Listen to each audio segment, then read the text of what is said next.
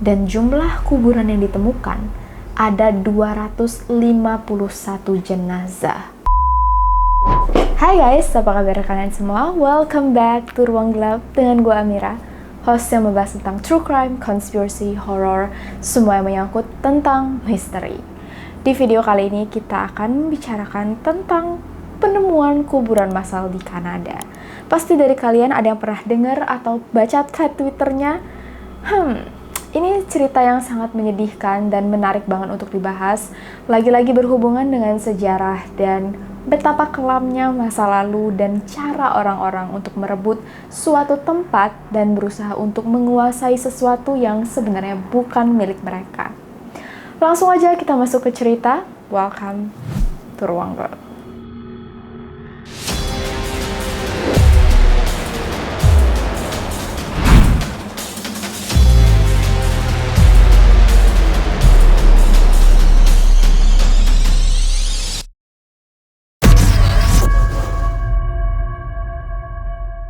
Setiap sebuah daerah yang dikolonialisasi atau sebuah negara yang didatangi oleh bangsa pendatang, pasti para pendatang berusaha untuk menarik hati penduduk lokalnya, berusaha untuk merebut tapi dengan kedok. Seperti yang dilakukan oleh Jepang dulu terhadap Indonesia. Dulu Jepang bilang mereka akan membantu Indonesia melawan Belanda kalau warga Indonesia mau bekerja sama dengan penjajah Jepang. Dan sama halnya seperti di cerita kita kali ini, tentang apa yang terjadi pada suku asli Kanada saat para pendatang berusaha untuk merebut tanah mereka.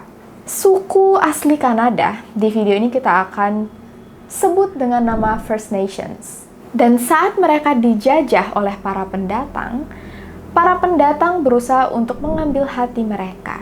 Dan bilang, First Nations, kalian jangan takut. Anak-anak kalian nanti kita akan buatkan sekolah khusus. Tempat di mana anak-anak bisa belajar culture, agama, dan juga bahasa kita. Jadi, ini adalah sebuah tawaran dari para penjajah untuk memenangkan hati warga First Nation atau suku First Nations. Secara kasat mata, kedengeran kayak sesuatu yang tujuannya sangat baik. Tapi di balik tawaran ini sebenarnya ada maksud lain. Para pendatang yang menguasai pemerintahan di Kanada membuat sistem sekolah yang disebut dengan residential school, di mana ada bangunan sekolah yang merupakan kompleks tempat anak-anak yang disekolahkan bisa tinggal. Semua anak yang bersekolah di residential school harus dipisahkan dari keluarga mereka, dan kebanyakan melarang pertemuan anak-anak dengan keluarga mereka sendiri. 70% sistem residential school ditangani oleh gereja-gereja Katolik. Jadi kebanyakan guru-gurunya adalah pendeta dan juga suster. Nah, berlakunya kewajiban untuk mengirim anak-anak First Nations ke residential school berlaku di awal abad 19. Jadi di awal tahun 1900-an. Dan sekolah ini khusus untuk menampung anak-anak First Nations agar bisa membaur dengan para pendatang.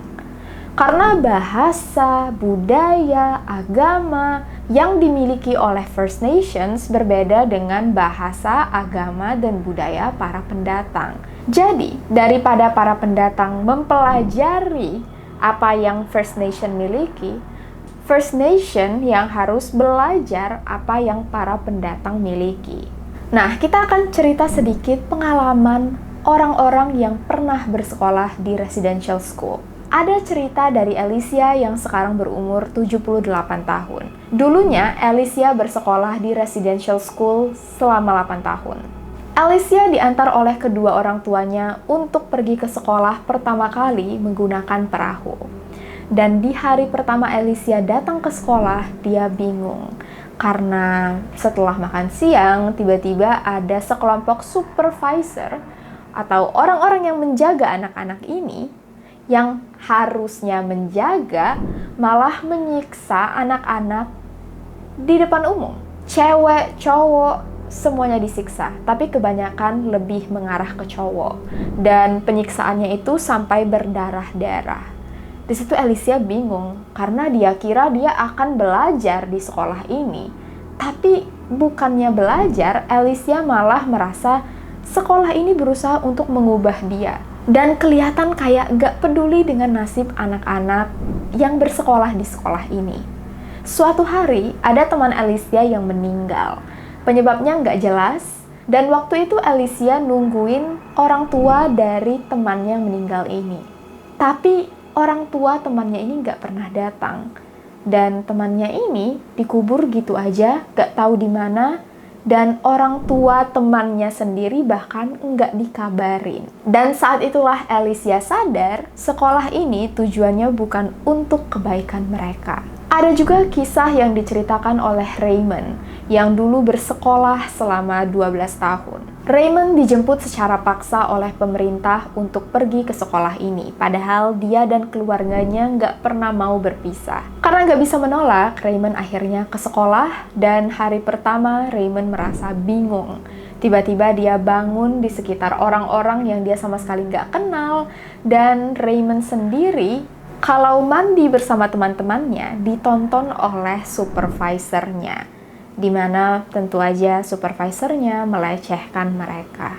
Suatu hari, Raymond gak sengaja ngomong menggunakan bahasa suku aslinya. Dan saat itu didengar oleh supervisor. Raymond waktu itu sama sekali gak tahu kalau dia gak boleh menggunakan bahasa aslinya, cuman boleh menggunakan bahasa Inggris. Jadi, Raymond kena hukum. Dia disuruh untuk menjulurkan lidah, terus lidahnya digenggam oleh supervisornya. Ada juga kejadian di mana Raymond suatu hari nggak sengaja ngeliat kakak perempuannya lewat di depan dia. Nah, Raymond selama ini nggak tahu kalau kakaknya, Nora, juga bersekolah di sekolah yang sama dengan dia. Jadi Raymond langsung lari, langsung meluk Nora, langsung nangis, dan bilang ke Nora dia kangen banget dengan Nora dan keluarganya. Tapi, Nora bukannya memeluk balik, Nora malah mendorong Raymond dan diem aja. Gak lama kemudian, ada supervisor yang datang, dan supervisor itu langsung menyuruh Raymond untuk buka baju, telanjang di depan umum, dan Raymond dipukuli di depan orang-orang. Semuanya gara-gara Raymond berkomunikasi dengan saudara kandungnya. Nah, ternyata di sekolah ini, semua anak-anak tidak boleh berkomunikasi dengan saudara kandung mereka.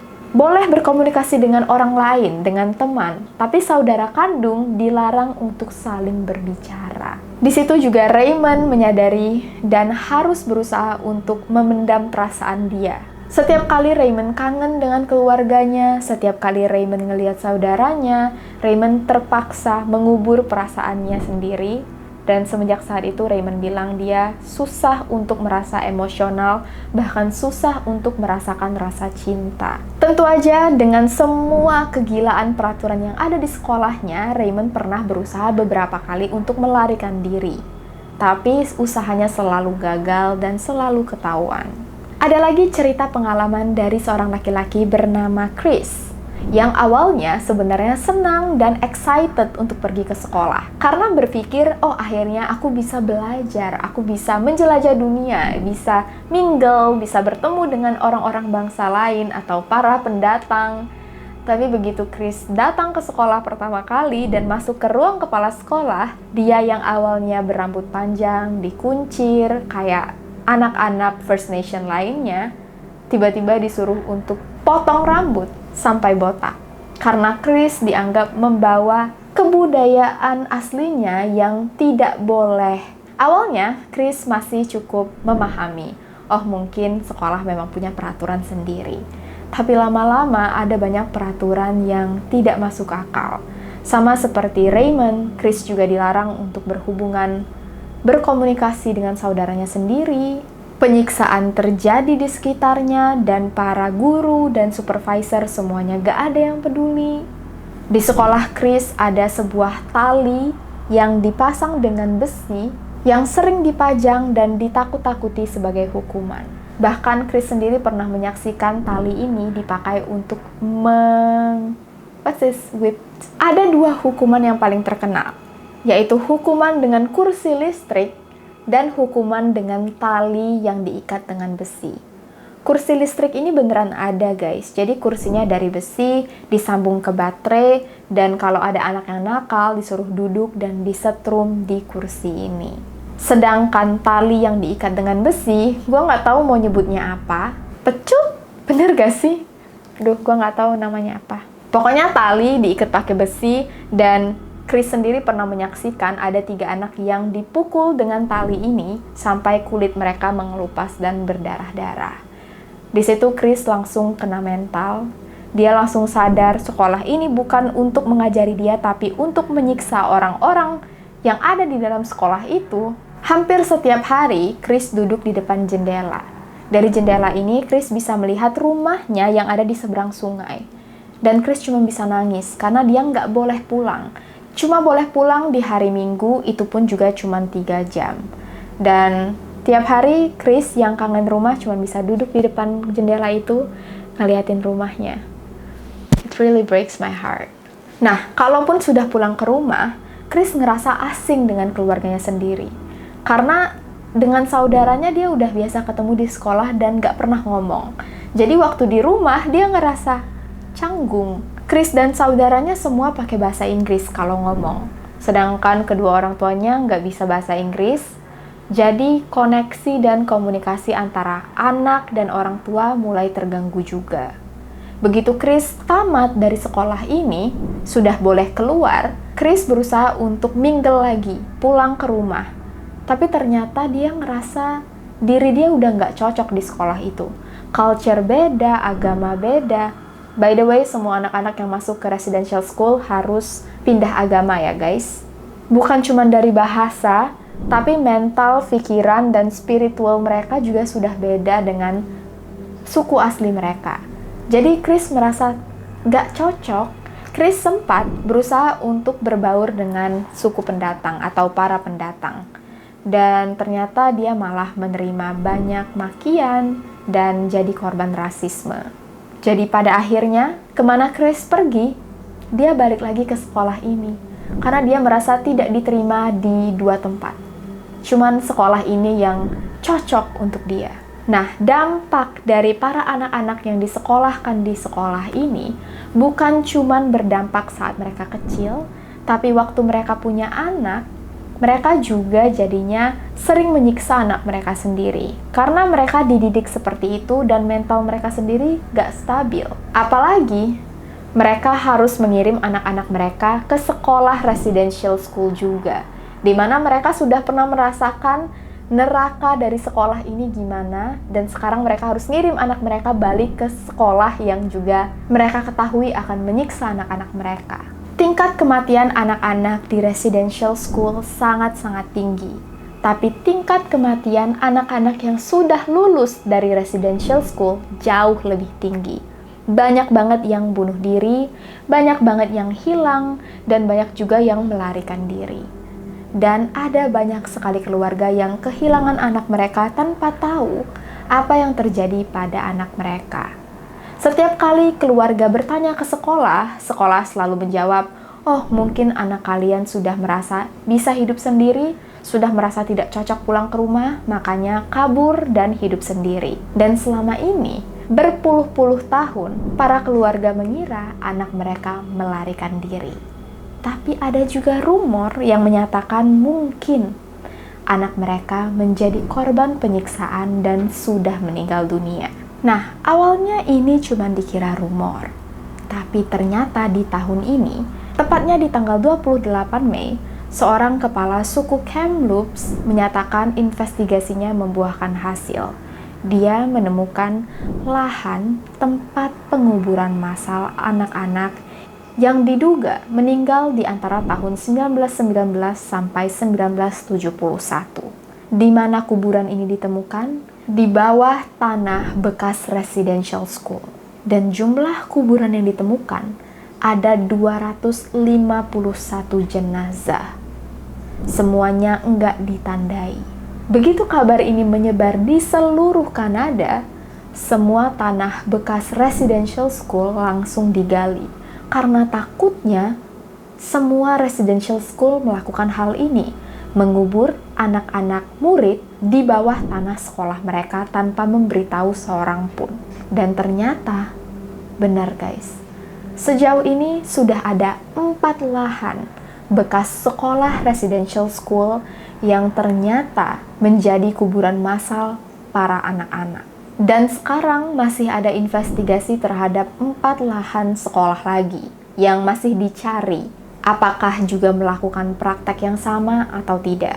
Sejauh ini, total kuburan yang ditemukan ada sekitar lebih dari 1.000. Kalian bayangin 1.000 jenazah anak-anak yang selama ini dicari oleh keluarga mereka sejak lama sudah dikubur di bawah lahan sekolah mereka sendiri. Sistem yang mewajibkan untuk mengirim anak ke residential school sebenarnya sudah dihentikan sejak tahun 2008. Alasan kenapa diberhentikan gara-gara memang sudah ada data fisik yang menunjukkan anak-anak yang bersekolah di residential school disiksa dan menerima banyak pelecehan dan juga memiliki gangguan mental akibat pendidikan yang mereka terima. Semenjak kuburan massal ini ditemukan, banyak terjadi chaos di Kanada. Banyak warga yang membakar gereja-gereja Katolik sebagai bentuk kemarahan mereka atas apa yang dilakukan oleh para gereja yang memimpin 70% dari sistem pendidikan residential school.